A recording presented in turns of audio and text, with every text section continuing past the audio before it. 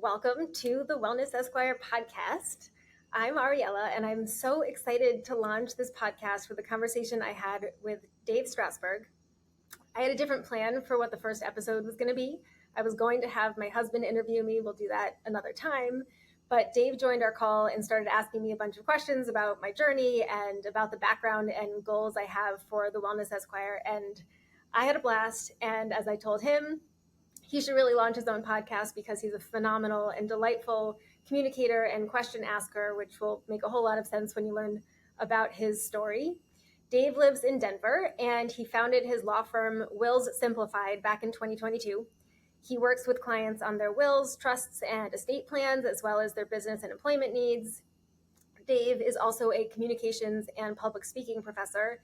His students are so lucky they get to learn from him at such an early stage in their life and career. Kind of jealous. I absolutely loved this conversation, and I came away feeling like I had a new friend. Dave and I had been LinkedIn buddies, admiring each other from afar since COVID, and it was really awesome to finally make the time to get to know each other. Dave's mindset is fantastic. The way he navigates his life and his career, approaches challenges and the unknown, and his comfort with failure, decisiveness, and action is really inspiring. We talked about some of the stuff that I think we don't say out loud enough. We connected over our shared experience of losing a parent at a really young age. Dave talked about failing the bar on his first try, having literally $0 in his bank account on his daughter's first birthday, and other tough stuff. And he talked about believing in himself and understanding that no decision is final. So, thank you to Dave for not only being a guest, but also for interviewing me. And without further ado, let's get the Wellness Esquire podcast party started. Thanks for being here, and I hope you enjoy the conversation. Excellent. Hello. Hey, how are you? It's so nice to meet you. It's so nice to meet you too. How are you doing today? I'm doing okay. I'm so sorry for last month when I had to cancel last minute. I'm sure you're probably used to it from people. Oh my It God. still sucks. Yeah. We have to, I feel like this needs like an episode on its own of just everybody talking about canceling and rescheduling as if it's a big deal. Yeah. It's actually become one of my favorite things when people are so apologetic, because then I feel like I get to be the one to be like, it's okay. You're a person. You have Yeah. your own life. You have your own priorities. Like, we all cancel, we all reschedule. It Yeah. happens. I also, when I'm in your seat, I'm like, is it okay? And I have to work through for myself that every time someone cancels. Oh, so you go through the same exact thing too then. Yeah. I'm a person. Yeah. No, not that. I meant you feel bad about having to do it too. Oh, yeah, no, that's what I mean. That I'm a person. Like, yeah. And I mean, I've gotten much better because I think, at least in part because it happens to me so frequently. And every time someone's so apologetic, I'm like, first of all, I have things to do. It's not like I'm ever like twiddling my thumbs being like, what will I do with this time now? I know. And often it's actually, on a day where I'm like, I don't want to reschedule anything because I'm excited about these things, but this is a lot. But other times I don't, I never care. I mean, unless you're like doing it in a like truly rude way, which happens so rarely. Yeah. That like it's absurd for us to think that like we can always know exactly what our day is going to look like, and that when it changes, like it's a problem. And so, well, I appreciate you showing me grace. And I was going to say, and I've loved your content for a long time. I've been meaning to ask you, how did you start doing this podcast? I feel like we started doing LinkedIn maybe around the same time, because I think I connected with you also during COVID, because you were in a different way, but similar to what I was doing, just showing up as kind of one of the rarer, vulnerable, authentic voices. Yeah. And it felt so terrifying to me at the time. Yeah. And so it was very cool to find other people who were also like, yep, this is me, and it hasn't always gone smoothly, but here we are, and let me tell you about it. Yeah.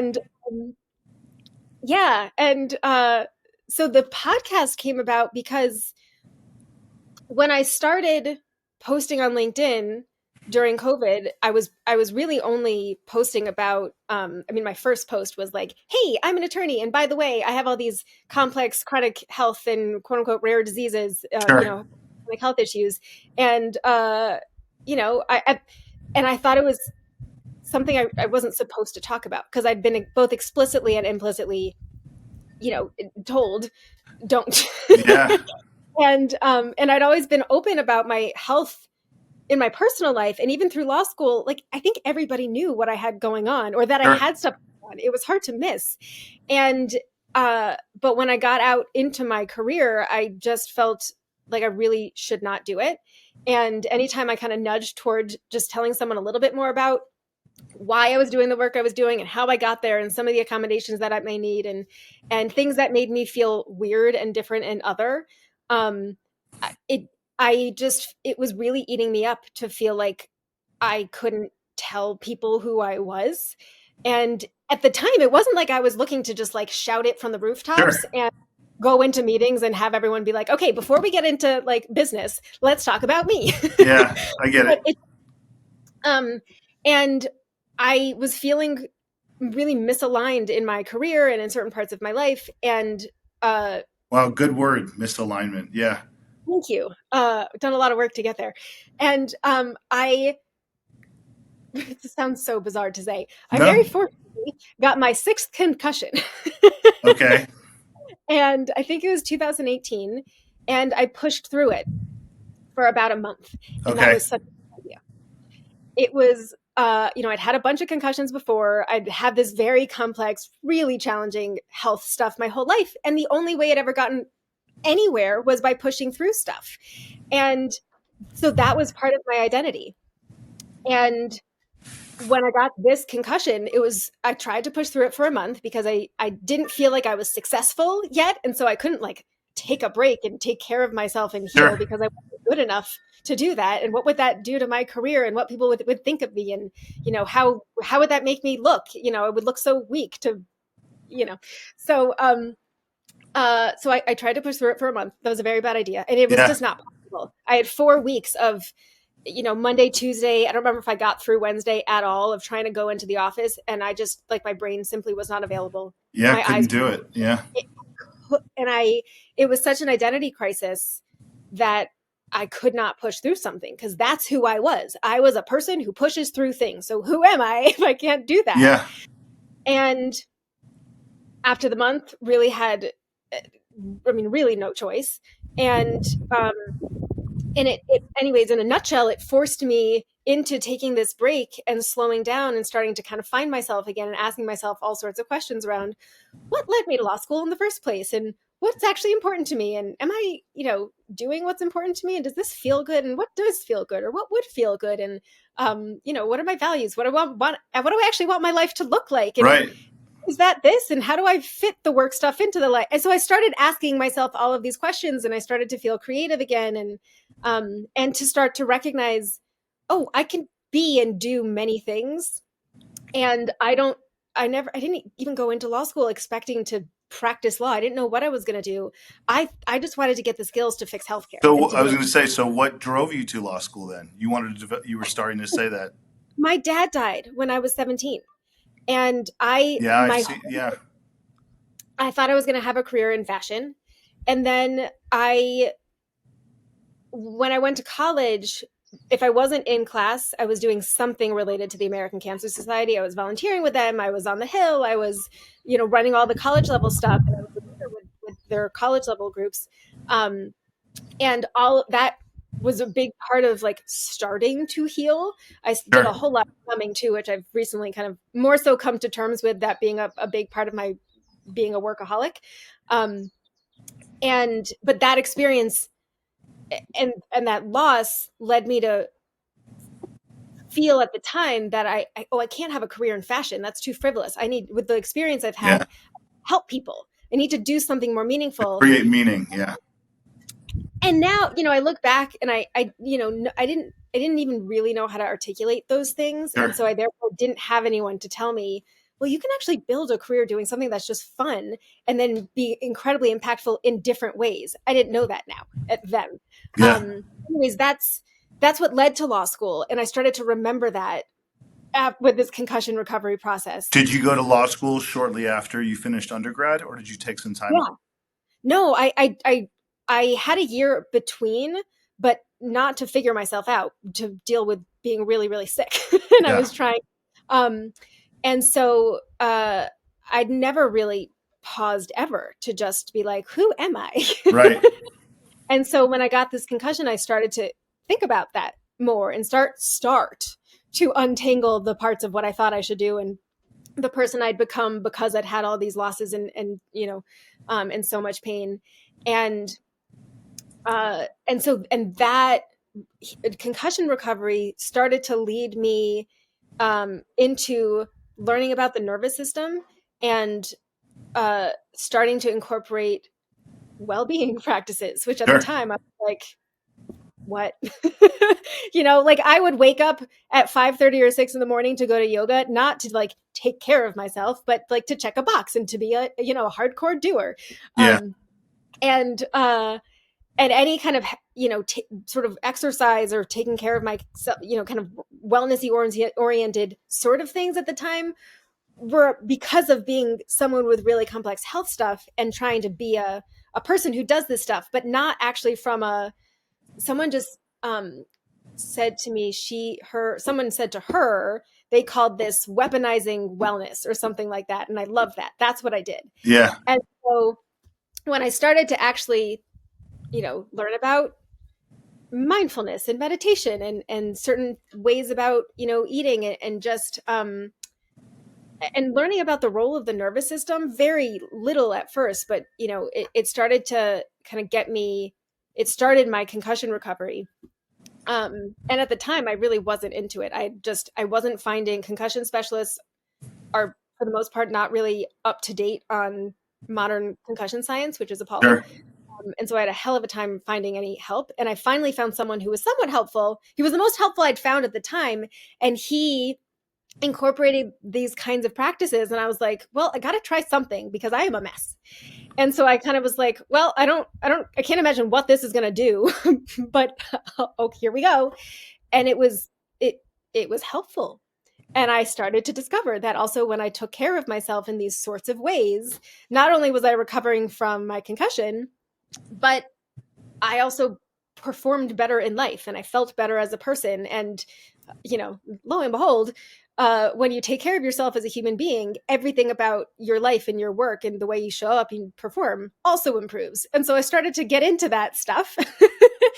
and then when COVID began, I to actually answer your question about the podcast, I started meeting, I started to post on LinkedIn. I thought it was just going to be me. The only, I thought, oh, I'm the only lawyer who could possibly have health challenges. Nobody talked about it. So I Sure. genuinely thought it was me, which is crazy.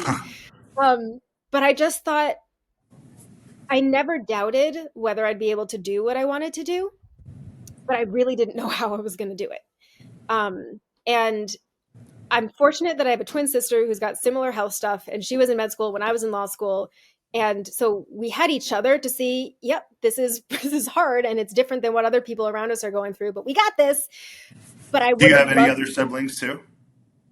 No, it's just the two of us. And so we had each other through that, but I would have loved to have a lawyer who'd been through it to say, here are things for you to consider. And I agree, you can do this, but it's going to be different. And so I just thought, yeah, this might be career suicide, but maybe there's one lawyer or one law student out there who would benefit from hearing my story. So I Sure. posted. And it seemed like and just because I couldn't keep it in anymore, I didn't really, and I'd been advised by people who really cared about me and other lawyers who were like, I'm totally on board with your story, but I don't know how the industry is going to take it. I really don't think you should. But I had to. And so I did. And I was then flooded with messages from people. And go figure, I was not the only lawyer or law student with these kinds of stories.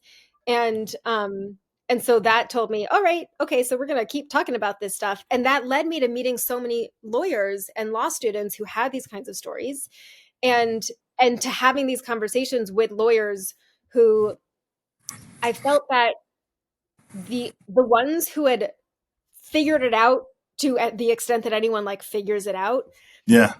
um they'd had to go through some sort of shit hitting the fan experience first, some sort of rock bottom, some sort of feeling like super duper alone, it's just me. um and I just thought, well, what if we don't have to have shit hit the fan first? Right. We all just show up Yeah. authentically and vulnerably and talk about the real things, say the things we think we're not supposed to say out loud, and with kindness. And what if we just like forget it sort of seems like we believe there needs to be a hazing process, like you have to really struggle before you can maybe figure out how to make this work for you. I disagree. Yeah. And so the podcast came about because I just felt like I'm getting to have so many conversations with well-being oriented lawyers, and others in our industry, and also law students. And I end up feeling like, why did it take so long for me to find you? And then when I find people who I'm their first person, and they're finding me through LinkedIn because of my posts, and they think they're so alone, and they're the only person who experiences any Yeah. sort You of know exactly how that feels. struggle. And I'm just like, oh, you're not alone. You're really, really not alone. So the podcast is, hey guys, there's so many of us. We're actually probably dominating the industry, just we're Yeah. hiding. So what if we simply, record the conversations that I'm having anyways, and then just put it out and build this community of people who really are like, yeah, I'm really good at being a lawyer. I produce kick-ass work, but I also am a human, and I have a family and friends and a life, and values that don't align with making myself crazy. And um and so let's show people all the ways to be a lawyer, and all the ways that you can figure out the right path for you, because there's no one right way. Correct. um Yeah. and let's share all of the tools, because also with taking care of ourselves, there's no one right way. I think that there are sort of there's a handful of there's a foundation that everyone needs to pay attention to. You got to get sleep, you got to pay attention to your hydration and your nutrition and your movement and community, but the way you get all those things is different. So let's talk about all the ways. I think So that's awesome. How so you mentioned it again now, but you had mentioned it before too, that you've really been able to find community, through doing this. What yeah. do you feel has surprised you the most about finding community here? Meaning, is it that there's a lot of other people that are going through the same types of things? Is it that it's fascinating? I'm always fascinated when people are able to find community when they think that nothing existed before, Absolutely. What I have found, and then first of all, you should have a podcast. Thank You're just interesting. I was going to say. you. No, this is actually fantastic because I was gonna have my husband also interview me so I can get some of these stories out. Well, maybe you can use some of this then. Yeah, yeah. So this is fantastic, and I love it. Um, my view on how the community kind of it comes together. There there are so many of us. I can't even tell you. And I don't tend to feel so much that I'm the one finding people, because as much as I post on LinkedIn, people uh, believe that I'm on LinkedIn, but I schedule my posts because I don't feel good when I'm on there very much. So I'm not the one finding people. They're most of the time finding me because I post stuff that people resonate with and that people think they're not supposed to say. And certainly not on that platform. And I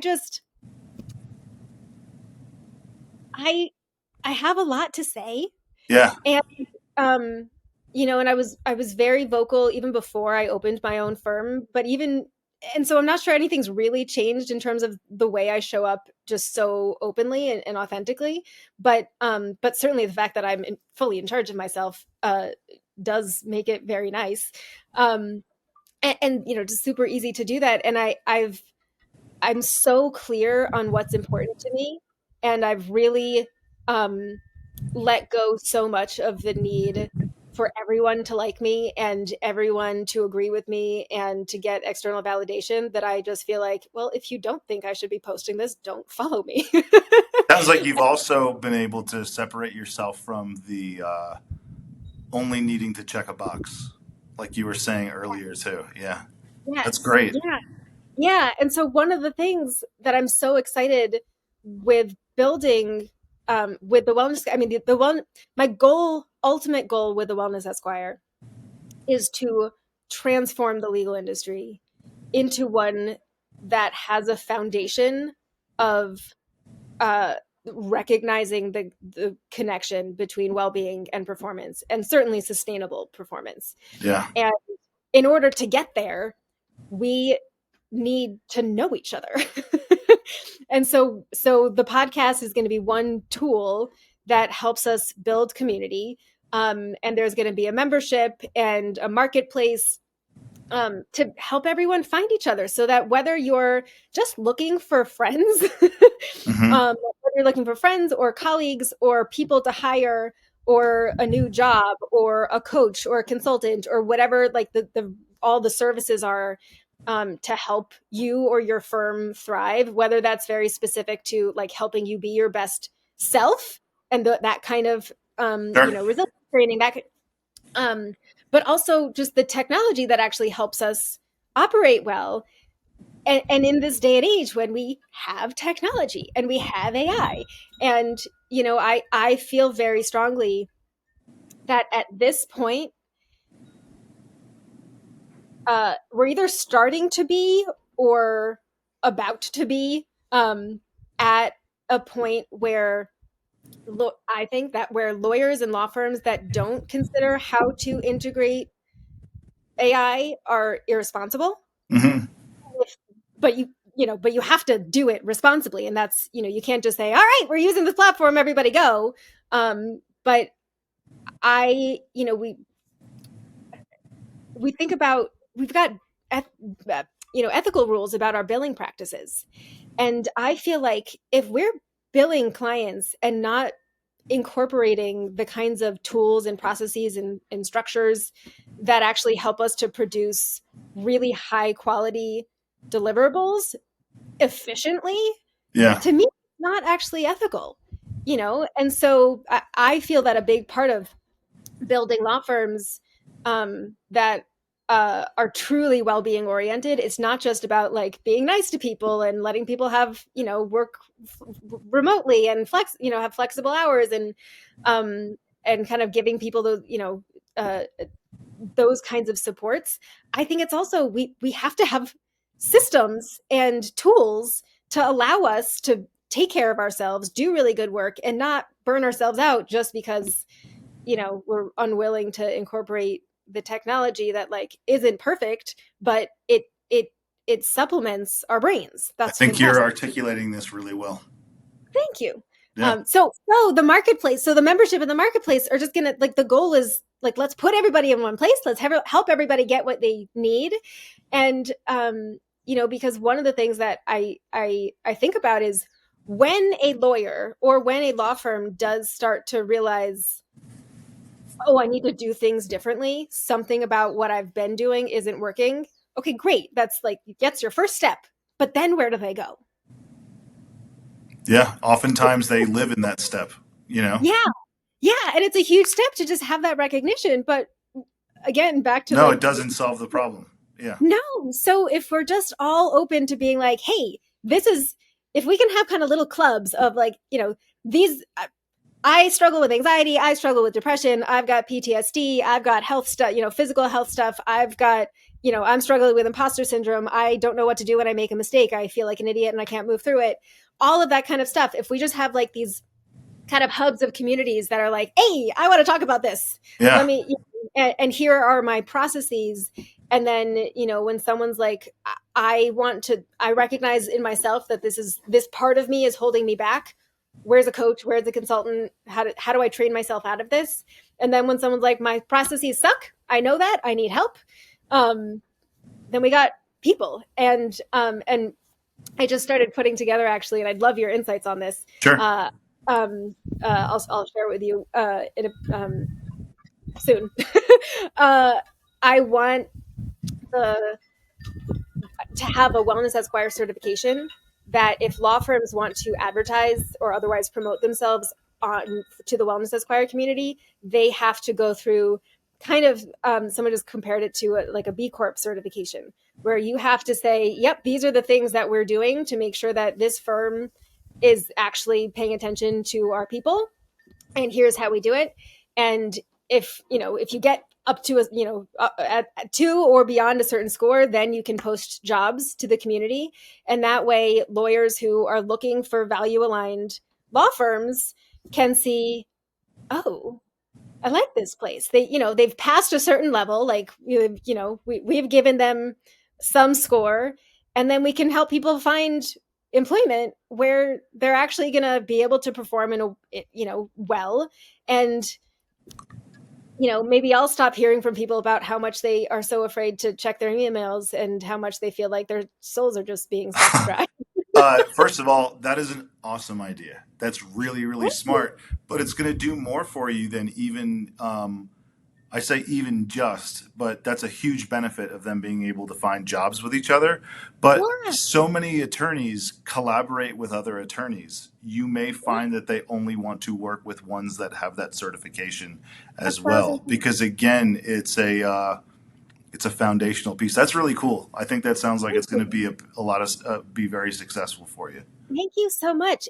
And I'm gonna like bring together, probably starting with the lawyers that I'm Hmm. interviewing, and then others just in this growing community to work with me to put together the framework, because this isn't, it needs to work for our whole community. So me sitting there and doing it by myself isn't, it's not the best way to do it. I've No, got a starting point, and then no, we've and got to. you have to resist your urge to do it all yourself too. I was going to say, Yeah. there you go. Yeah, I know you, so like I get it. Amazing. Thank you. Well, let's switch.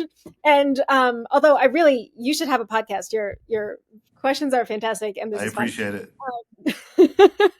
So, uh, I I mentioned before. I mean, the way we connected initially was we were both, really the relatively few during COVID. I think you also started during COVID, just Hmm. showing up, saying the things that no one was saying. So before we even get into the details of your story, what led you to feel like I'm gonna tell my story on LinkedIn? I think that part of it was I didn't even know that I was even looking to tell my story, truthfully. I think it was just this idea of I'm somebody that likes change. I embrace change. I felt that personally for myself, things were going to be changing career wise. The obviously a lot was going on with the world during COVID, and I was like, nothing's going to be the same again. And I felt like there was a big change within the legal profession as well.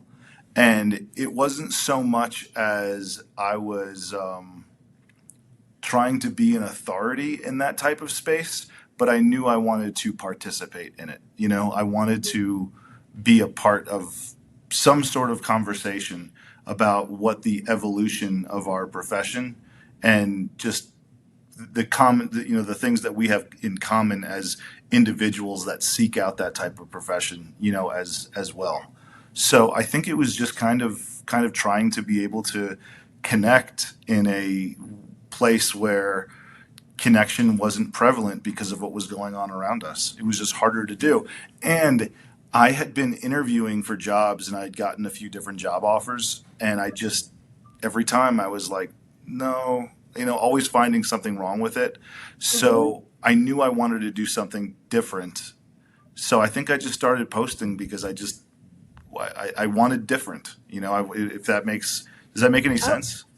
absolutely. I love Yeah. it. So let's back up. What led you to law school in the first place? So I I wanted to go to law school for probably the worst reasons, and it was the people telling me when I was younger, like, oh, you're good at arguing, you should be a lawyer. Like, I thought it would be cool to be a lawyer because it would be prestigious. I wanted to, it was something I studied poli sci in undergrad. I'd worked on the Hill before. It kind of just made sense to do that type of stuff. I didn't go to law school till I was 30. And at the time that I had, I kept putting it off or not wanting to do it. By the time I had gone through undergrad and I had gotten a master's in communication, which I really liked, and I probably lean on that even more professionally now than I than being an attorney. Honestly, even with my clients today, I just saw law school as this vast land of opportunity. Like it was such an incredible way that you can come out of law school and you can do anything. Like you can do, I mean, anybody can do anything. Okay, I'm not saying that only lawyers can do anything, but it fit my particular interest and skill set, and I was like, you know what? I bet I can go work for some place that's really, really cool. I can, flex my skill set, if I have the ability to. And it just opened up this whole world of like different types of opportunities. So I was never somebody that I'm not somebody that thinks that all the opportunities have to be right in front of me. I'm big into finding them yourself. I did not think that I was going to be an entrepreneur when I went to law school, but I did know that I was going to be doing something that was off the beaten path a bit. That's just me. Yeah, I just knew I would. That's interesting. So, because you post about, kind of having a windy road. Hmm. Was that actually somewhat comfortable for you while it was happening? Even, or were you like, yeah, I know this is who I am, but I'm totally panicked. How did you feel No, about no, no, no. It was very comfortable. It was the only way I've known. So I was going to say that it was. Um, I don't really know any other. I don't know any other way. But also, it was. I've never fit into the traditional box because I've never been the student that has garnered that much attention, I guess. I don't know. I was a B student. I struggled with standardized test scores, all of those different types of things. So I never thought that like nobody was going to be banging down my door, for a particular thing to do. And also I knew that so as a result, I was forced to kind of put myself out there more, than maybe somebody would that has like great opportunities, amazing connections right away. And I just felt comfortable in that space. Again, I feel comfortable creating opportunities, and I like it's something that I do for myself. And then over the years, I've helped a lot of students do those types of things, as well. So the winding path, I got to be honest with you. One, I would have it no other way. And two, one of my favorite things to do is craft a narrative around it. Like you think it looks like it's winding and all over the place, and it is to an extent, but there's a method to it as well. There's things that I can pull from to say, look at the patterns here about how these different types of things are interrelated somehow. And oftentimes I don't even realize that at the time. It's only after looking at it in hindsight. But I also possess enough level of self awareness to realize that I might sound like a complete idiot as I'm explaining that right now, too. You know? not at all? You disagree.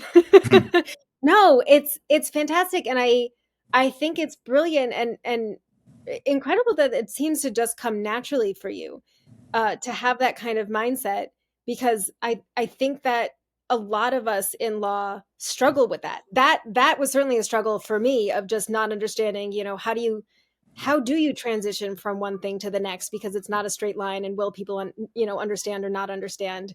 And did you feel any need for external validation, or did you also, because I feel like for me, yeah, see, No, that's the difference. Were no. you always like that?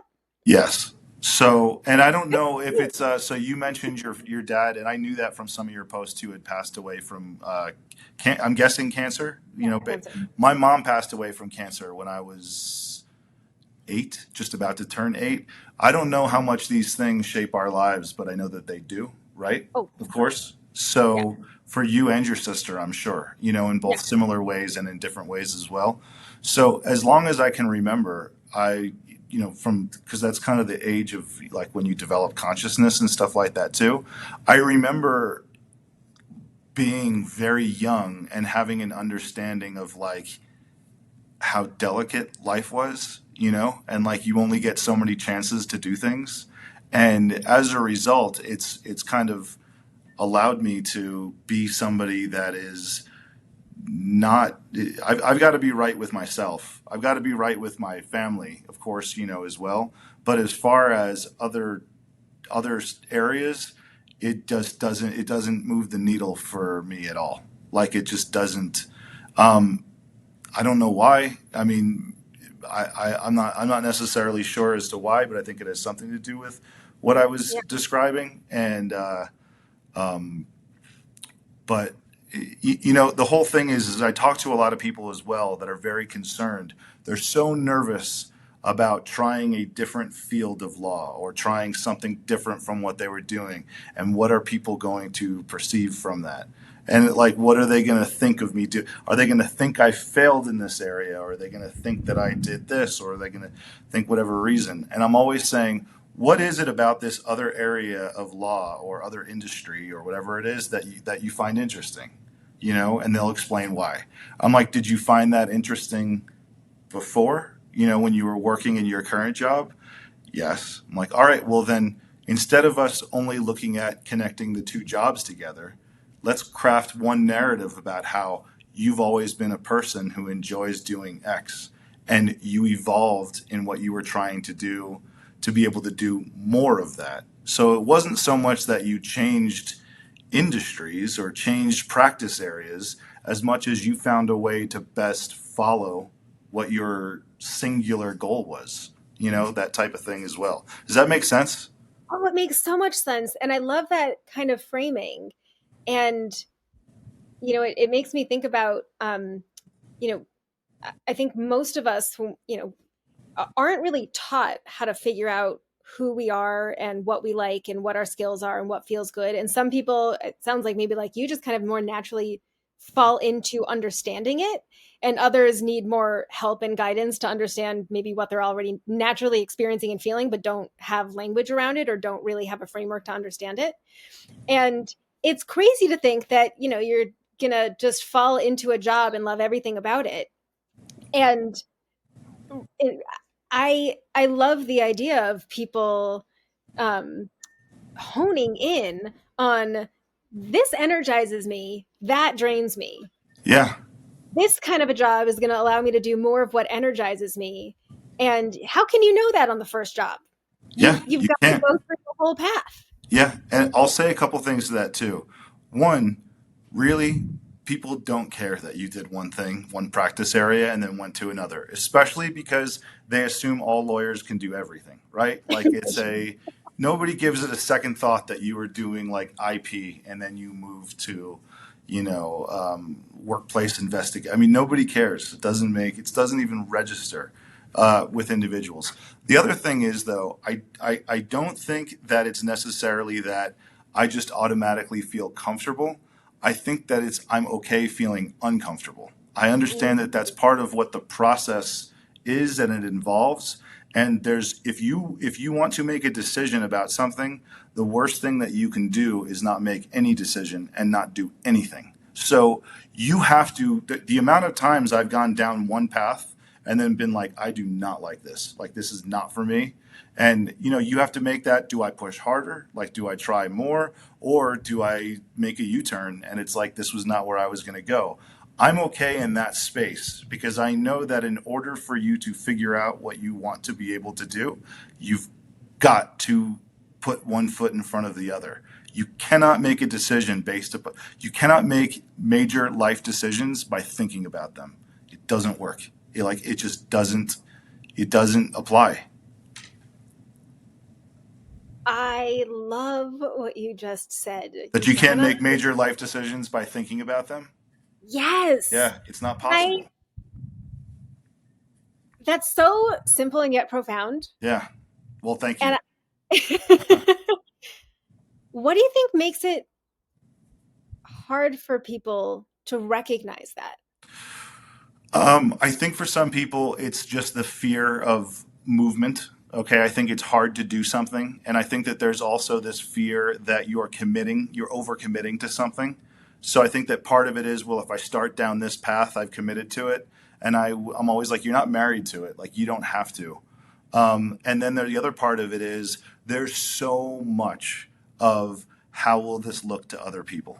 Like it is, and I've had lots of conversations about, the fact that I'm not somebody that really seeks that external validation.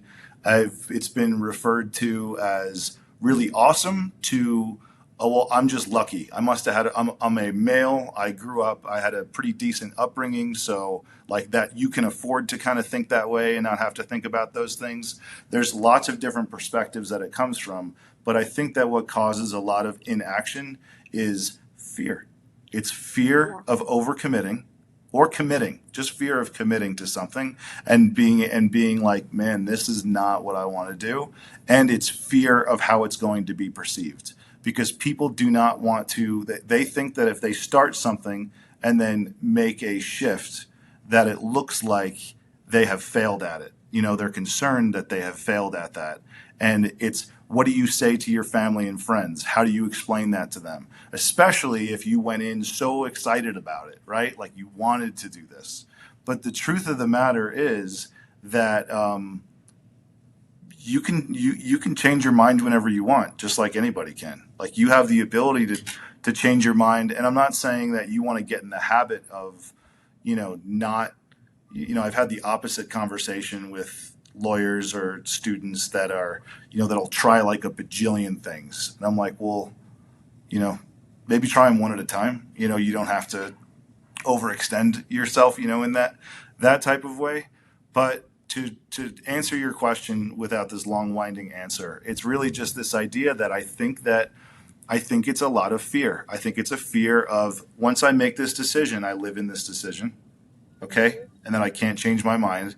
And the other fear is I'm concerned about how I'm going to be perceived within my own family, community, profession, whatever that is too. The first part is the cruel reality is you actually can't make a decision about what you want to do until you start doing something. It's not possible. Like I said, you can't think your way to major life decisions. It doesn't work. It just doesn't. Living in your head can only happen for so long. That's the first part of it. So it's cruel because in order to overcome that fear, you have to do something. And then the other part of it is that it just doesn't matter what people are thinking. If people they don't think that you're a failure because you tried doing this one thing and then went to do something else. Your friends and family don't think that like at all. And if they did, say they think you're a failure, okay. I mean, like, so what is, are you one? Would you consider yourself one? No. Then what difference does it make? Like what is, but believe me, they're too busy and preoccupied with their own stuff. They're trying to get through their own life and they're trying to make the best that they can with the cards that they were dealt at the same time. They are not focused on the fact of whether or not you're a failure because you're a lawyer and you tried one thing and then decided to try something else. Nobody thinks that. I love this. So I think the first post of yours that I saw was one where you talked about having $0 in your bank account and learning that you had failed the bar by 3 points. Can you talk about that whole experience? Yeah. So what you and your mindset. So I knew I was going to fail the bar before I took it. Okay. Like I just knew I was going to, and I failed by 3 points and I knew it was going to be something like that. Like that might be a self-fulfilling prophecy. Okay. I would, at this point, over a decade removed from it, I would say that it probably is. Mindset plays such a large role into this, but law school and education in general, I loved except for exams. I just hated them.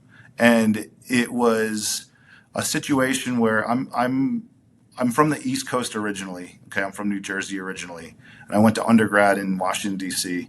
But I moved to Colorado shortly after college. It's where I live now. I met my wife in Colorado. We moved to Chicago. I went to Chicago, Kent for law school. I started out going in the evenings part time, but I just went through it as fast as I did it quickly. I went part time, but I did it in normal time. So I kind of converted into that. And I had gotten myself a pretty good clerkship at a pretty good sized firm. And I was working there, and it was one of those, I hated it. Okay. Like it just wasn't, it was just too many levels of, it was just too much. I don't know how to describe it other than it just didn't fit with me. Like it just didn't, I felt like it was inefficient. I felt like, and that's nothing against the firm because they're a wonderful firm and I'm sure they're very efficient. And maybe it was that I couldn't hack it, but I just didn't like it. So I was filled with lots of going into taking the bar, and I had a job offer from them as well from when I had passed, where I was like, oh man, like, so I guess this is what I'm signing up for. I knew I could change my mind, but you don't turn down a job offer, pending bar results. And I ended up failing the bar. I failed it by 3 points. And at that point in my married life, I got married in June, and then I started law school in August. So like it was probably not that uncommon for some people. And then my third year of law school, we had our first child. I've got 3 kids. So I took the bar exam, I failed, and I had a whole bunch of, oh my God, this was like the worst. I've made this terrible decision. Like, this is just not good. Somebody that has all these responsibilities, it doesn't work. And we decided that, even though where I was working allowed me to stay on and take it again, we decided we were going to move back to Colorado. Okay. Our families both live here, or, where we're at now. And every time we had time off, we were coming back to Colorado. And I was like, I want to stop taking vacations to like see everybody I should normally just see. So we decided to move back, but it meant quitting my job. My wife quit her job, and it cost a lot of money. I mean, it cost whatever money it cost to move, right? I had to get out of our lease, so I had to pay a penalty. We were living in Chicago downtown. We didn't really need a car. Going back to Colorado, we needed a car. So everything that I had as far as money, like it, it just ran out. There just wasn't anything left. And I was very fortunate that within a month after moving to Colorado, I had found a job. Okay. And I started that job on my daughter's first birthday. Okay. The first day of work, it wasn't even like I can wait a few days. I needed money. Like I was like, I will work this day. Okay. That was my first day of work. And I was going to get paid I don't know, a week later. I think they used to pay us weekly or so. Maybe it was bi-weekly. But I hadn't gotten my first paycheck yet. And of course, they're always the first one is like delayed a cycle or something like that too. So literally the evening of my daughter's birthday, I had nothing in our bank, like zero in our bank account completely, waiting for when my paycheck would start to, kind of arrive. And I had feelings that were mixed to, I hope this will, well, one, thank goodness. Okay. Thank goodness. Maybe I don't have anything today, but I'll have something a couple weeks from now. Two, I hope this works.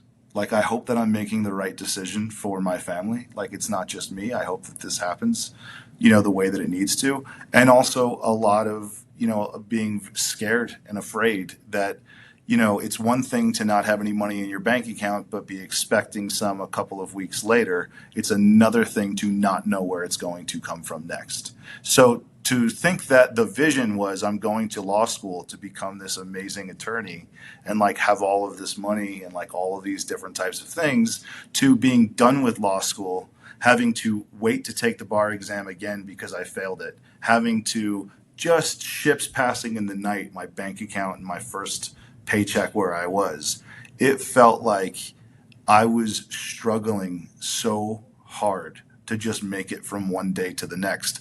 Plus, you have you don't want people to. It's one thing to say you don't care about what people think. You also don't want them to panic. So I'm feeling all of this, but I don't want my wife and my daughter and my family, like all of these things. So we had a big birthday party for her that night, big thing like that. And I had just seen like an hour earlier that my bank account was literally not like $7 in the bank, not whatever. It had hit 0.00, like nothing there at all. Does that answer your question? Absolutely. And I'm so grateful for you for sharing this because as we've talked about already, no one's ever alone in their experience, Yeah. but the things that no one talks about. And I think it's really easy for people to just assume, oh, you have a law degree, you make good money. It doesn't work like that. No. For some people, maybe. For most people, it's not. And it's so much more complex. And there's all these often just really icky feelings when you think it's just you, then you have no one to talk to about it. Yep. So, how did you manage emotionally and that time period? How did you said you struggled to get from day to day. What did your head space feel like? How did you get through it? Well, it helped that I went to, so that was a Friday. So it helped that I went back to work again on Monday. So it reinforced the fact that, like, you know, pretty simple equation. You perform work for an employer, you get compensated for that, those types of things as well. So that helped.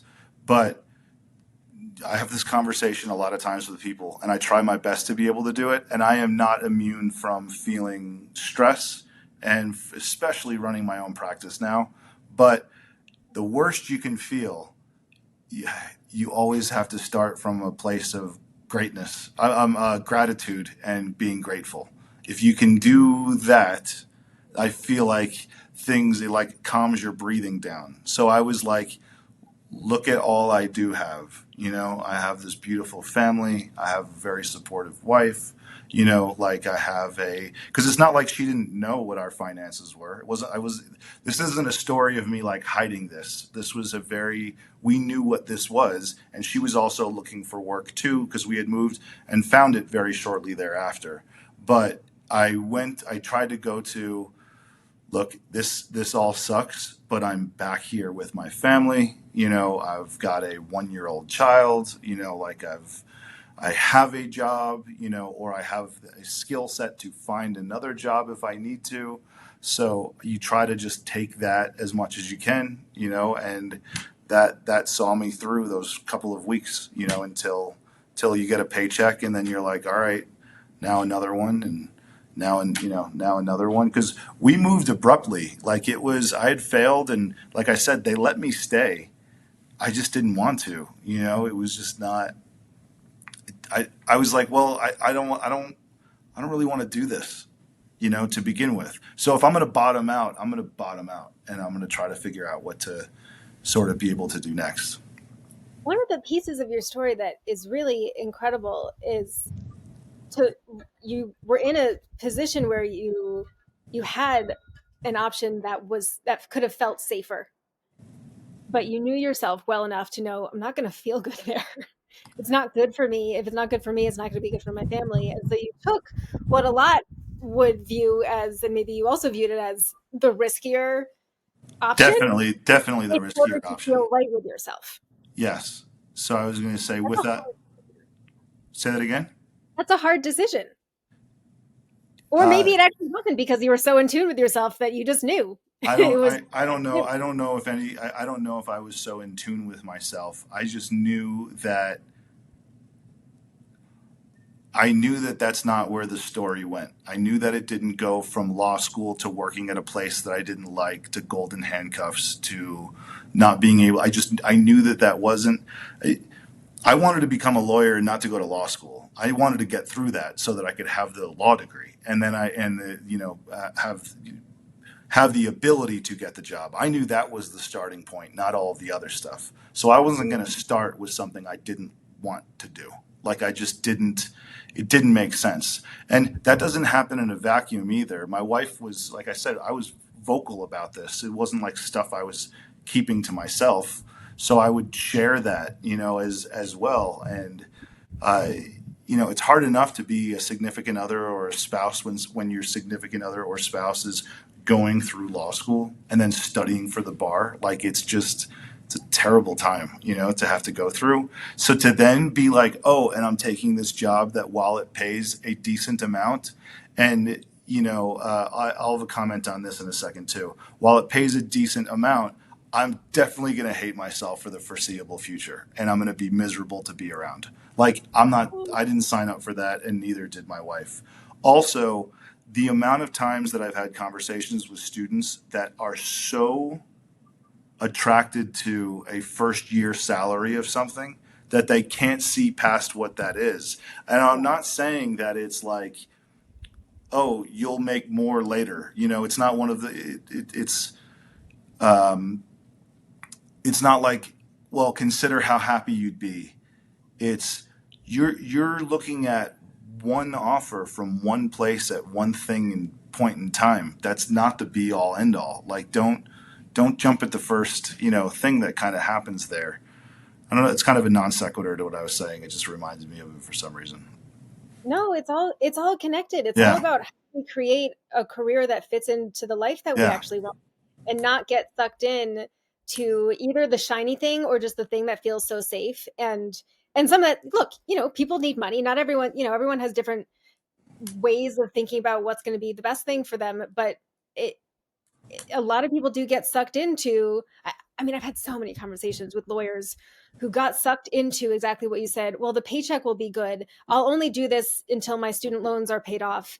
And then 10 years later, they're like, how did I get here? I'm now a specialist in something I hate. I hate my life. I don't like who I am. Yeah. And I make all this money, but I work my ass off. And so I don't even get to enjoy it. And how did I get here? And it all started with one decision and then another decision. Yeah. And I knew I And was it's not not to gonna. say that taking that first big paycheck is the wrong thing for everyone, but It, it's not the there, right thing for everyone. there's nothing wrong with it at all. And I was going to say, and I have plenty of friends and colleagues that that's the path that they've chosen, and they love it, or they do it in spite of other things that they love too, and they're happy with their lives, and it works for them. Whatever anybody does, as long as it works for them, that's terrific. That's good. That's the I just had the foresight to know this wasn't this wasn't me. I had also had an opportunity to while I was in law school. So I went at 30. So not right away. So I had a pretty good amount of professional experience as well, and I had found really good jobs and internships through law school as well. And I spent some time working as a jury and trial consultant while I was in law school as well. And with the communication background, I'd gotten kind of drawn to that. So I knew that there was this whole world out there, and I didn't have to take the first thing that kind of came, my Mm. way. And listen, I must also sound ridiculous to if like no, not to you, but I'm saying yes, they let me keep my job, but they weren't like, oh, please stay. Like it wasn't like when they weren't like, we need you, like we have to, like first year associate that failed the bar, like don't go anywhere, like we need to have you here. So it was like when I was like, this is what I'm going to do, they were like, okay, so they're like, be realistic too. It wasn't like I turned down this amazing thing that was there, but for a lot of law students, that's all you care about, right? You want that first job, and you want it to be a good paycheck. Yeah. Are you okay to go longer? Do you have a hard stop? No, I don't think so. I've got a meeting at where are you located right now, by the way? I'm currently in Hawaii. I mean, that's so cool. I knew that. I feel like I knew that. Yeah, it's so I have to be out. We got to be out of where we are at 11. What's 11:30 for me, which I don't know what time that is. 5:30 for you. But we spent so much time on me earlier. I wanted to make sure I'm good for another 30 minutes. Okay, perfect. Um so you got this job after moving back to where your family was. Walk me through kind of what happened between, in a nutshell, what happened between getting that job and then launching your own firm. Okay, so I had gotten a job at a nonprofit organization. Okay, And I'd gotten it through an informational interview by being introduced to somebody that I knew, to somebody else that had worked there. And I met this person for coffee just to be like, I'm live in Denver now. Like I'm going to be taking the bar. I'm going to need a job at some point. I'm just trying to get to know individuals, and maybe the next day I got a call from somebody that had worked there, seeing if I wanted to interview to work there as well. So I wasn't interviewing, at the time for it. I did have to go, interview and stuff like that. And I did management side employment law. So I did, uh, all the things that you would associate that, discrimination charges, collective bargaining on the labor side, advice and counsel, to business owners and those types of things. I had done a lot of that in law school, and the place where I was clerking beforehand, I was doing the same type of thing. So I had always kind of liked it. It wasn't like it jumped out at me as this amazing thing. It was just, I was like, you know what, if I'm going to choose a practice area, I thought that employment law would be interesting because everybody works, right? Like it was just cool to see how it would, I just thought it would be interesting to be able to do. But I never had this thought in my brain ever that this would be the only area of law I practiced. Like that had never occurred to me. So I had gone to law school. I'm sorry, I started working there, and I, was able to move up the ranks, relatively quickly, to a senior position.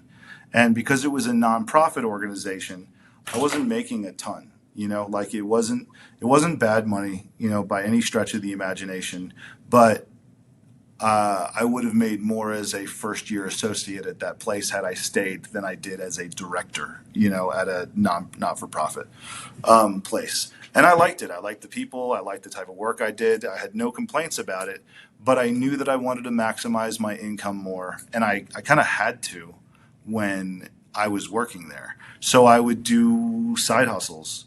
And one of them was I taught for years. I've taught at a couple colleges and universities. I teach public speaking, interpersonal communication, negotiation. I've taught all these different types of things. I don't do it anymore, but I'm kind of getting the itch to maybe, start doing some of that again, if I can find time. So I was doing that. And then, people started asking me, friends and family were like, hey, can you put a will together? And I was like, no, because what do lawyers say when it's not something we do? We're like, I don't know how to do that. Like, far be it from me to like I be live in this resourceful. world. I couldn't Yeah. And possibly be yeah, able to like I do could it. never. So, and then another person asked me, and I was like, no. And then I was like, well, how hard could putting together a will be for somebody? And the truth is, not very. Okay, like it's not very difficult. So I never took wills and trusts in law school. I crammed for it for the bar exam for an essay question, in case there would be one. And I just started. I did my own, and then I did one for a family member, and then they referred me to somebody else, and I charged them for it. I think $200, at the time, which was crazy to me. Not because it was this obscene amount of money, but I was like, wait a minute, so I can charge for a server, to be able to do Yeah. this. And I was always very transparent that I was like, oh no, you probably want to talk to like a wills expert or something like that, like not me. Like I don't. But I developed some competency as I went, and I just started doing a couple more of them. Again, as a side, my employer knew that I was doing this. It wasn't employment law, so they were okay with it. And then I decided, a long time ago, to put out a Google ad, set up a Google ad and see what would potentially happen from that. And I think I put $500 into it, and I got 2 or 3 clients. So I was like, wait a minute. So that actually can work as well. All the while, just a side hustle. And for years, and wills became basic trusts. I just kind of self-taught myself how to do this. Found a lot of mentors, a lot of people that I would ask questions to, through the bar association as well. And then right around the time, right before COVID, right before, or maybe it was even during, I I think it was because COVID was what, like 2020, 2021.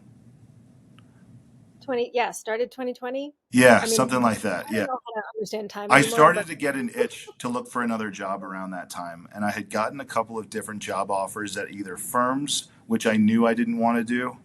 And so why did I even try that path? I have no idea. And then from some management consulting places, so like the Deloittes of the world, things like that too. And getting I had the business management background, how to kind of be able to do that, the communication background and like the JD advantage, for that. And I thought that's what I was going to do. I had helped out a lot of CEOs as clients that were like, you should be a management consultant. Like, that's what you should totally do. Like, you'd be an amazing management consultant. So I thought that's what I was going to do. But there's this parallel thing with like more wills, like more trust, like just keep kind of happening. And then one day I got an email from a financial advisor that had said, we have a mutual client. And they were, I'm always telling my clients to get their wills or trust set up. And at my annual check-in meeting with them, he said that you did it and he absolutely loved you. So he was like, I'd love to meet you, for coffee and, kind of talk about if that's something, we could have an arrangement, this guy definitely did not say arrangement. There's no one like him as far as a referral partner. It's like help my clients, and that's all that's important. So we met for coffee, and of course I was like, I don't even do this. Like I'm an employment lawyer. Like I don't even do this type of stuff. And he's like, well, did you do this person's stuff? I was like, yeah. He's like, have you done other ones? It's like, yeah. And he was like, if I gave you like a bunch of clients, like, do you think you'd be able to help them too? And I was like, yeah, I'm pretty sure. I mean, if it's something I couldn't do, I would, say I couldn't. He was like, all right, well, I'm going to send you some stuff over if that's okay. He was kind of like, why would you not want to? Like, I was so big into being like, I don't do this. And he was like, but you do this. Like um, and shortly thereafter that, I was actually in Hawaii. So we had gone for my wife and I and our kids and my sister-in-law and brother-in-law had taken a trip to Hawaii in February 2022. And we were standing at we were like at the Pearl Harbor Memorial, like uh, Honolulu, whatever it is. And I still had phone service. And all of a sudden, I'm getting like all these emails that are like introduction, introduction, introduction. And it was like, I want to say 8 or 10 of them of this guy introducing me to his clients, saying that they need a will or a trust. And then not only the introduction, but then them following up immediately being like, when can we meet with you? I still had a full-time job doing this type of stuff, doing the employment type of stuff. But it was at that moment that I was like, I think I'm going to just do this. I think I'm going to figure out how to just be able to do this. Uh, and I, I did what people talk about all the time. They debate, do you wait for your bonus? Do you not wait for your bonus? All of those things. I had something coming to me my plan was originally to make it the rest of the year, but I made it to August. I made it 6 more months. And then I was like, I'm out. And all the while I was getting more and more business, and just trying to very transparent with I mean, the amount of clients I told I don't do this to and then continue to want to work with me is ridiculous, right? Because I was always like, this is not my first area. Like this is, something that and they were like, well, can you do it? It's like, yeah, like no problem. Like, yeah, absolutely. That's no problem. I was like, I just feel like you need to know that like I'm I'm advising business owners by day and I'm like helping determine where your assets go by night, like for you as clients. Does that why? make sense? I'm curious why you felt they needed to know. Because it sounds like you knew you were competent and you were, certainly. It wasn't a competency thing. I think it was just this idea that it was like I wanted to be transparent. I just felt like I wanted to be transparent with who I was and what I was doing. And I had no idea if, they came across, I had no presence. I had no website. I had nothing. So it was like if they Googled me, the first thing that would come up is the firm that I work for that does nothing involving wills, trusts, and estates, So it was like, just so like I'm self-taught. Like I didn't go to some academy of like trust preparation, or things like that. So it was more that I just wanted them to feel comfortable. Like I wanted them to feel like it was all right. I mean, looking back on it, I guess it didn't. I mean, what difference does it? What difference does it make?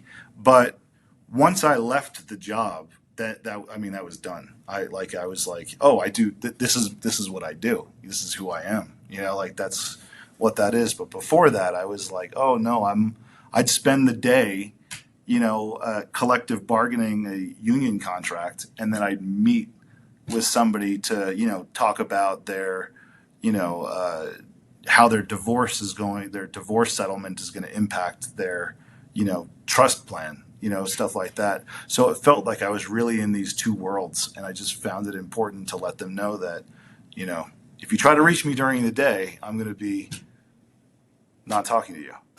Not because I don't want to, but because I've got other stuff going on. Yeah. So I'd gotten a few job offers, and then finally, I think it was my wife that was like, "You should just do this. Like, do this instead." And That's you were it. just like, okay, yeah, good idea, good There, point. there. It's a thing where ignorance is bliss. I was just like, I had started in February then taking all of what I was making from the clients that I had and saving it. So I had some runway, okay? But I didn't have that many clients. So I left my job with maybe a month or 6 weeks worth of pay, like at the same salary, which was not enough to begin with. That's why I left, or one of the reasons to maximize my income. And I was just like, I'm going to try to see if I can be able to, I'm going to just see, people are calling me, and they're getting my name from somewhere because I had stopped the Google advertising. I did that for 1 month, and I was like, people keep reaching out to me. So I wonder what happens if I don't know if it You was, actually try. yeah, like if I tried, like what happens if I put my attention towards this? Like what happens if I make this my focal point? And that was 3 years ago. Amazing. What have the biggest challenges you've experienced in owning and operating your own firm been? Uh, I think that a lot of it is mindset shift. You get used to collecting a paycheck, right? So you kind of have that feeling. Um, I'll never go back, but for a while, I had plenty of moments those first 6 months where I was like, "What am I?" Not like panic, like hyperventilating, but like this was. So this is not for me. Like this is not what I wanted to be able to do. So being able to, and then you don't. I'd finally gotten to a point of where with my job, that my employment job, that if I took vacation, I was senior enough that I could actually take some vacation. Well, when you're starting a business out, you can't really do that in the same type of way. You maybe have to learn how to set up those boundaries, but it's a different type of experience. So that was difficult. But also, there's always a tension between getting clients and performing the work. You got to get clients, you got to get clients, you got to get clients. And then it's like, I got to perform the work, I got to do the work, I got to do the work. So it's that tension of going back and forth between them. I can say to anybody, you have the problem of I've got to perform the work. That's the easier one to deal with, right? As opposed to, oh my gosh, I need clients here. So I think there was that. And then it was like, I had a job that paid my health coverage. So I now pay for my health insurance myself, and like that looks like it'll be going up again as well, so but then it's, oh, okay, so I can get some tax breaks for doing it, that just kind of navigating a system that I never thought I was going to be a part of. I thought that I was going to be an executive at a large business or entity. That's what I wasn't trying to work towards that. That's just where I saw myself. And as an advisor to businesses, it's not out of the realm of possibility. I didn't think that I would be running my own business that grows and evolves at the same time. I never thought that. I didn't even think that for probably the first year that I did this. Like I would be, if somebody was like, hey, you entrepreneur, I would have been like, who are you talking about? Like, I don't even know who you're referring to. I'm just somebody that people call me and I do their work and they pay me. Like, that's what I do. So what helped you? Because now it seems like you love being your own boss. You've built a practice that aligns with your values and with what you want in life and how that fits in with your family. So what got you to this point, including what helped you get through those first 6 months and even year where you kind of mix up were like, was this a good idea? And maybe this won't last forever. And also didn't even identify as you know, as an entrepreneur of someone who'd really done this. How did you get to this point? I think there's a few things. One of it was that I started to really like it. I did wills because people asked me to. Like, that was why I had done that. It wasn't that I didn't like it, but it wasn't that anything that I had a huge passion for. I actually love the work that I do now. I love work. I get to meet with families. I learn, I have these like short meetings where I get to learn so much about people in a very short amount of time. And I like asking questions. I'm just somebody that enjoys doing that and learning about other, people. So I get to have these really cool relationships with individuals and with families that I love that part of it. So I think that kind of drives me, a bit. I also really like the process of building systems. I like the process of building systems once they're built. It stresses me out building them, right? But I also know that, I learned pretty quickly that if there's a problem with the business, like if there's a bottleneck or if there's a problem with how something is operating, I don't have to look too far to see who the person is that's causing the problem. Like, it's me. Like, I'm the one that is. I have made this more difficult than it needs to be, or I have when I don't have like if I have a difficult, challenging client situation, I'm like, I really should have drafted my engagement letter to like address this type of specific situation. Once I do that, I like that. I like the feeling of being able to kind of do that at the same time, and I also like there's just so much opportunity. You had mentioned that you had done either some volunteering with or were close with the American Cancer Society, correct? Mm-hmm. Oh So yeah. I do a lot of volunteer work and am a resource for the Colorado Cancer Coalition. So I've sponsored some of their events. I've done some free things for them as well to talk about healthcare documents and all those different types of things as well. And I, I get to point my, focus on things that I find interesting to myself. And I don't have to check with anybody on this at all. I can just wake up and do it. So I think that was part of it, too. And then also I have a few people that work for me now.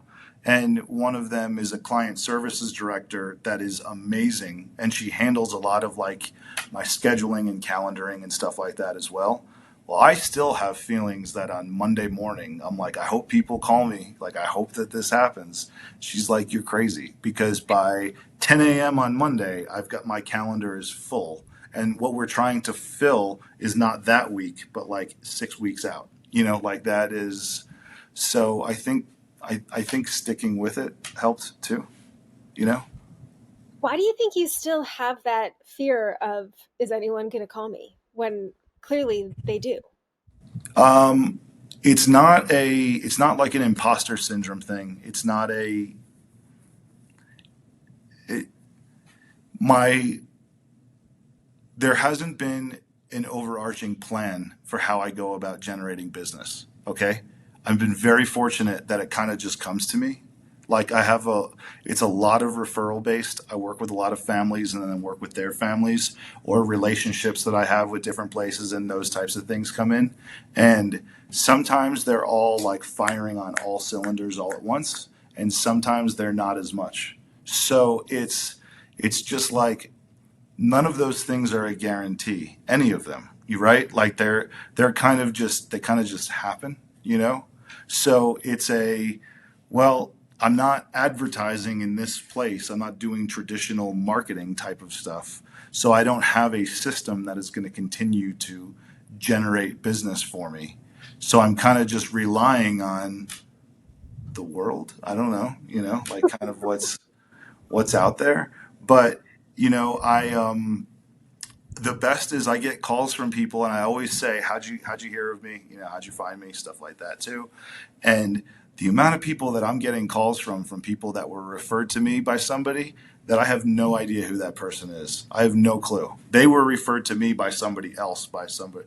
It's like different, it's crazy, right? So I think that's why it's just like, oh, well, I hope that, I hope these things are still firing. Like, I hope that this still works Right. out.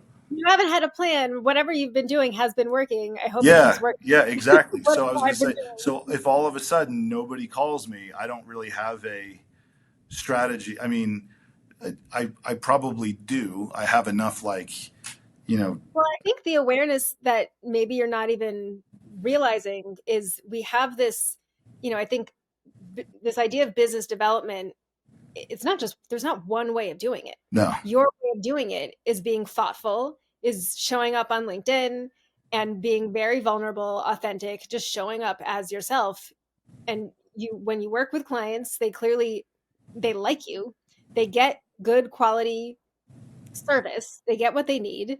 And so people talk about that. That's business development. It's just Correct. not that a lot of people think about it where, oh, you have to post here and you have to sign up and pay for this thing so your name gets around this Well, is the authentic way of doing it. You do have a system. It's just not what other people do. that is a very good way of being able to put that. Yes. The only thing I would say to that is if it is a system, it is not It's a lifestyle. it's not robust. I'm not necessarily sure, but like I would say, the amount of there's so much opportunity out there. So it's not. I would say it's probably been about 6 months to a year where I've really had that type of fear, where that type of thing would happen. But I'm also aware of the fact that I'll think of. I loved what you were saying about AI before, about how you have to embrace it, otherwise you're going to be behind. And part of me is still like, I'm going to be out of business soon. Like this is and I understand that there's still the human element and all of those different types of things to it. But my mindset is in that, and I might even be changing gears too much, but I, Change all the gears. so be it. Okay. Like if that's what happens, I will find something else to be able to do. Like it is, I am not, I don't live in, becoming an entrepreneur, regardless of what your service is or whatever it is that you're doing, is a crash course over a long period of time, but a crash course in I can figure out how to grow a business. Like so it doesn't. If this were to all go away tomorrow, which I don't think that it will, but if it were to, all right, I'll be okay. Like I'll figure out something else to be able to do tangentially to it.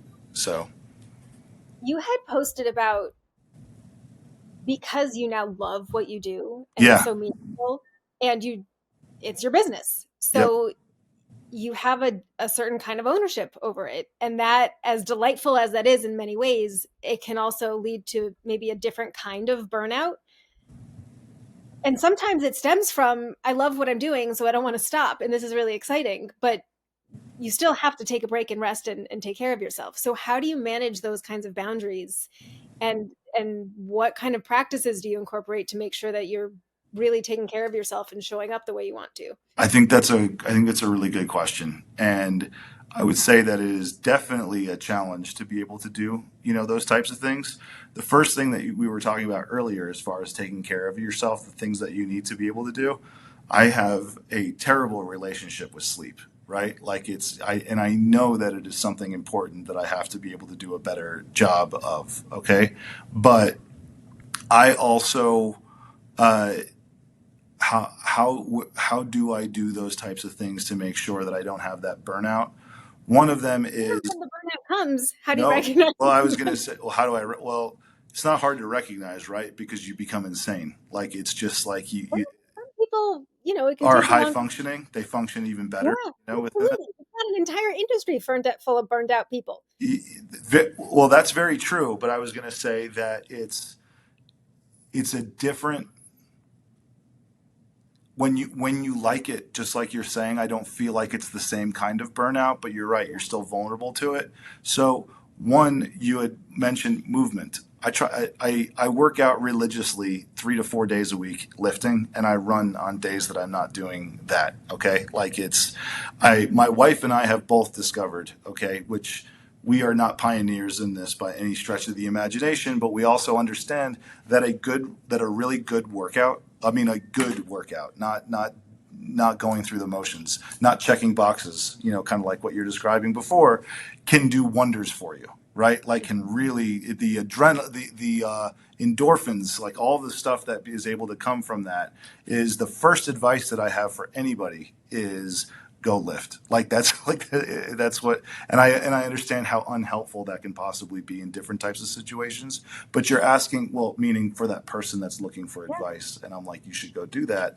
But I know for myself that my days that I'm working out or that I'm lifting, and in particular, those are non-negotiable. Like those are etched in stone, and anything else can be changed. Those are not changed. Like I do that to be able to keep myself in a position of where I can feel okay. And the more tired I feel from it, the better I feel from it. I mean, you know this. So I was going to say, Yeah, you I get begin to it. you begin to crave feeling sore, like all of that different type of stuff that goes along with it. So I think that helps for me to be able to have that. And it's really only been since I started hiring people to work for me that I've been able to create the boundaries of, okay, I can stop. I don't have to do anything. I hate Mondays, and I don't think I'm unique in that. Like I think a lot of people do, but part of it is because Sundays become a drag because because it's there too. So several weeks ago, I just stopped working Mondays. I was like, I don't do I don't work Mondays anymore. Like that is, and when I first started out, I could never do that. Like, and that doesn't mean that I won't like answer a call or I won't do anything at all. But for the most part, I make that is, that's a boundary I set for myself. Like there's nothing that goes on. So now I feel like I don't feel like I have a 3 day weekend, Love it. oftentimes. So most of the time I'm doing everything in 4 days a week and probably a couple hours on a Saturday, not Sunday, not Monday. I love it. I love that so much. Anything else that you want to share? I don't, I don't think so. I mean, I was going to say, I really enjoyed talking to you. Me too. You do. Thanks. I was going to say you do a terrific job, with what it is that you're doing here, and what Thank you're you. working on yourself is inspiring and super fascinating at the same exact time. I don't think that there is. I don't think that there's anything else other than this idea of sticking with that. It's been a thing that's been going through my head over and over again as I talk to people that are having issues of their own, which is you really just you have to move. You have to do something. You can't outthink. You can't. You just can't. It just doesn't work. It doesn't work, and you said it so well. It's Yeah. brilliant. You I you said you. before, it's simple and profound. I appreciate it. So, is there anything else I haven't hit upon that you were thinking? No, but I think you have a call, and I have to go to the airport. Oh, But there might be more.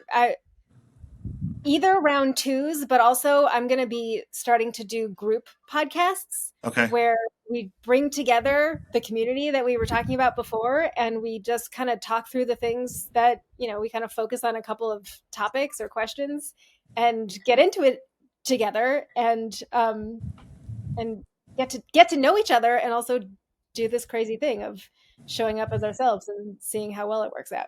That is awesome. Well, keep me Yeah. posted on anything, and thank you so much. I really appreciate it. Thanks for asking me to do this. Thank you so much for joining. This was delightful, and I'm really excited to stay in touch. Yep, me too. All right. Thank you. Take care. Bye. Thanks for listening. I hope you got a ton of value from this conversation and that you will check out the links in the description to learn more about the guest and the Wellness Esquire. And I hope you take even just 1 minute to do something for yourself today. Maybe right now, drink more water, say no, call a friend, do something that makes you happy, have a 30-second dance party, find something to make you laugh. Also, be sure to subscribe and send the podcast to a colleague. And if we're not yet connected on LinkedIn, please fix that. I'd love to know you. See you next time.